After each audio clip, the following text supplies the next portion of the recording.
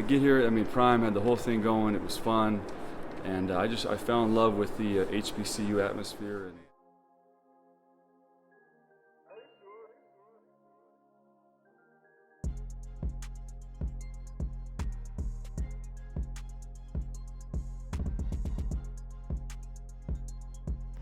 And I was talking to my buddy on the phone today who's a GA at Baylor.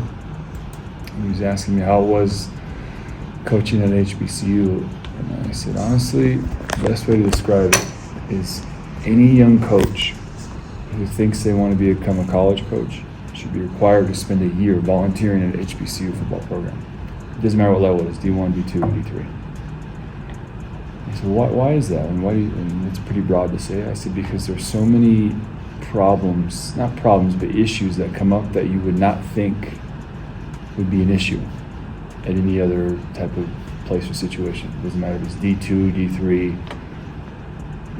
And he said, what are these things? I said, honestly, it's a mixture of a lack of resources, community neglect because of other lack of resources, kids just having general problems that you can't even really fathom or understand because I said there's unfortunate things that happen, and there's a lot of Murphy's Law that goes on at HBCUs, at least the one I was at.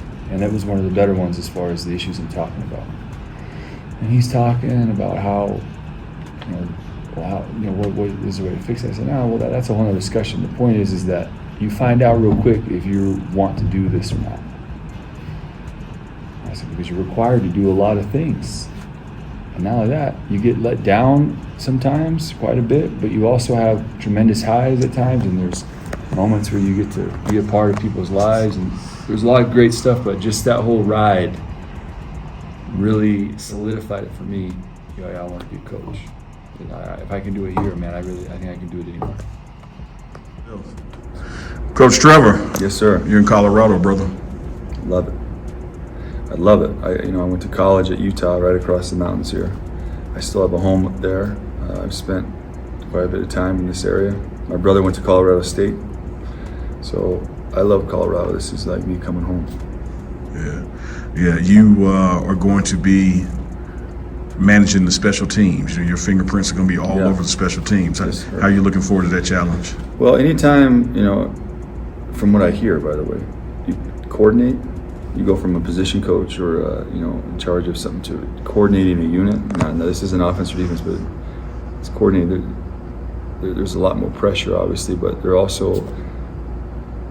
I'm learning how to become more of a head coach, if that makes sense. Not that I'm becoming, but I have to address the team quite often. If you really think about it, there's only a few guys really on the staff. The whole football thing to actually address the whole team frequently, if that makes sense. So I'm embracing it, man. I'm excited to be involved in it. I'm excited, like I said, to learn some different things and learn different attributes about being a coach. Really, I'm excited to get going. So we got to take a look back so we can know where we are to look ahead. You got an interesting story with your role at Jackson State. You literally hopped in a car 3 years ago, a little over 3 years ago, and just drove over. Didn't know who Coach Prime was, at least personally, and said, hey, I'm here, I want to help. So I was at Utah. I had got done playing in the NFL, playing pro ball. I was playing in this minor league deal, AAF deal. So I had 5 years of pro ball. I had a nice house in Utah, got 3 kids, we're doing well, but in the professional role, it's hard to move up from coaching unless you get more responsibility. And I was doing a good job at Utah. We were winning the Pac-12 division. We were in the championship game. I was there for 3 years. But I needed that responsibility. So I reached out to DT and Jeff Weeks and said, hey, I know you guys are there. If you have any opportunity for me to come help with the defensive ends or special teams to give me a little more responsibility, I'll work for free. I don't care. So that Jeff and DT kind of told Coach Prime, and Coach Prime is the mad scientist. He sees and hears everything. He may not respond right away, but he knows what's going on. Fast forward about 2 or 3 weeks later after I spoke with those guys, and Prime comes up to DT and Weeks and says, hey, where's your guy at? What are you talking about? I said, that guy you said he used to play, and I'm like, oh, Trevor? Yeah, where's he at? So I got a phone call, and I said, I'll be on a flight tomorrow. This was during the ice storm in Mississippi, and when it snows in Mississippi, just like in Texas, Dallas, or Atlanta, it shuts down. There ain't no snow plows. There's no salt ready to come out on the roads. So I fly into Atlanta because there's no direct flights into Jackson from Utah. And they have shut the airport down. So I'm stuck in Atlanta indefinitely. The storm's gonna last another 2 days. We had a game against Edward Waters. I said, I have to be there for the first game. So renting a car at the time during COVID, you guys remember everyone sold their rental cars because everyone was staying home. They didn't know how long it was gonna last. So renting a car was gonna cost me, just to go from there to Jackson, upwards of $1,500 to $2,000. So how am I gonna get out of this situation? I can't Uber there. It's gonna be about the same. I'll buy a car. And then I looked on Craigslist. I found a nice Nigerian man in South Atlanta. Got an Uber over there.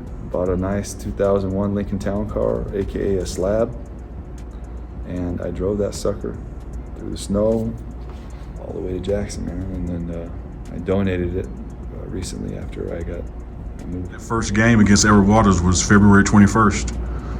2021, right? Yeah. So it was just over 2 years ago. Yeah, man. And look at you now. You know what? It's funny how the world works, but I took a chance. Yeah. I gotta perform here. We did a good job at Jackson, relatively speaking. Defensively, I thought the ends played well. James Houston's obviously doing well. I thought we as a staff did some good things at Jackson State. So now, you were significantly involved in the special teams at Jackson State too. I was Alan's assistant, and I learned a lot from him. And just being, like I said, when you're the special teams part, you got to deal with all position groups. Everyone, offensive linemen, even quarterbacks at times. Sometimes they hold. So you have to find a way. As I'm learning this, I'm figuring this out from what I hear from these older guys. Is you have to find a way to make sure you relate to all these guys while still trying to command respect from them. So it's definitely a process, but it's a different role. Like I was at Jackson State working with the DNs and working with special teams, but more specifically the defensive ends. Now I'm specifically working with special teams. So the journey went from offensive coaching at Utah, defensive coaching at Jackson State, special teams coaching here in Colorado. And in between buying a car off Craigslist and driving through an ice storm. Yes, sir. To volunteer. Yes, sir. Yeah. But that's how it works in coaching, man. It's a gypsy business. It's just here, there, all over the place. So special teams wise, for the fans out there for Buffalo Nation, tell us what Coach Trevor's special teams looks like. Like what's the trademark? What's the calling card? I'm a believer in not beating yourself. Meaning, let's control what we can control first, and let's master those things, and then we can move on to getting into some scheme and getting into trying to coach up and out scheme people, if that makes sense. But I come from the Bill Belichick school, Tom Landry school. Prime's that way. We ain't gonna beat ourselves. So what do I mean by that? We're gonna be knowledgeable about what we're doing. We're going to play fast, and we're going to play physical with great effort. Those are things that we can control. No matter what they do, we can do those things. Once we get those things down, what it's going to look like is we should have different looks, different formations, different things that we can do every week. But until we get to that point, it's going to be those four attributes. Know what you're doing, play fast, play physical with great effort. Final question. As you said, moving up, more responsibility, new to the coordinator role, working with the whole team. This team, this coaching staff, team of coaches, is loaded with former head coaches. Yes. And also loaded with former co-workers of yours at Jackson State. How are you going to utilize those relationships from Jackson State and the other experience in the room to help you grow and develop with your unit? Well, let's just go through them. Mike Pollock was a high school head coach for a very good high school football team in Georgia. And a lot of the stuff that filters up in the NFL, guess where it starts at? High school level. Tim Brewster's been a head coach at the University of Minnesota. James Chaney's been a head coach in Florida. Charles Kelly's been a special teams coordinator in the SEC. You have Prime, obviously. Andre Hart's been a head coach. Dennis Thurman has been a coordinator in the NFL. So all these guys, I'm still leaning on them. I asked them, hey man, you got something for me, give it to me. Because they've forgotten more about some things than I know.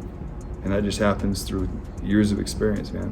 When you've been on this planet 60 years, 65 years, and you've been in football for 45 of them, you have seen and heard a lot of stuff that I haven't heard at 35 years old.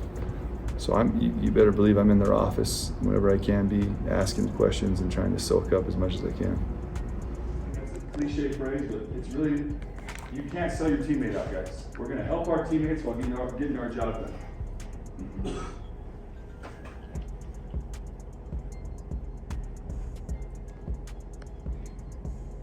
That's how it should look every time, Dylan. Should never. Any questions on anything? All right, gentlemen. Have a good day. Thank you.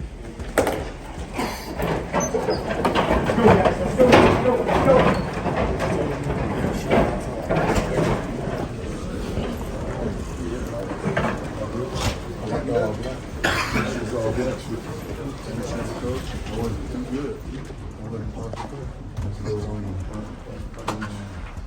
Let's go.